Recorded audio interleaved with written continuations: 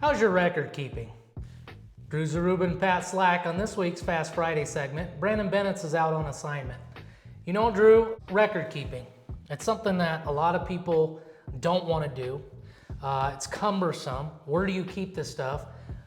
But at the end of the day, what does it do for you as a property owner by maintaining good records?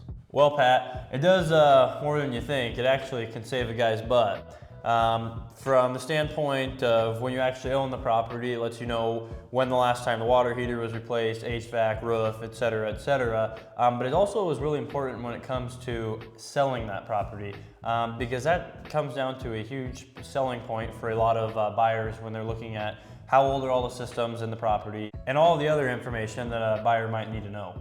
Well, that's right. And Drew, you make a very valid point. You know, oftentimes when we're transacting commercial real estate, there is a period in there called the due diligence period, which we've talked about before. But during that due diligence period, oftentimes those buyers are requesting certain data about that property.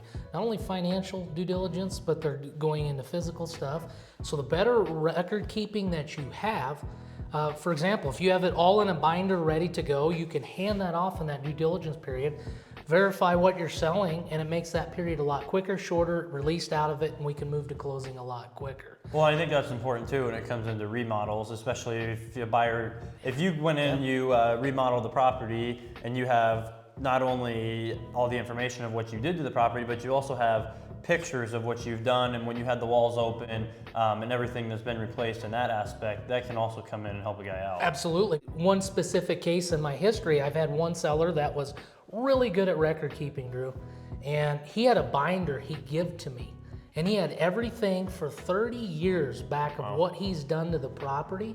He had all his insurance records, he had all his claim information, profit and loss statements. It was all in that book. Guess what? Due diligence period lasted 4 days.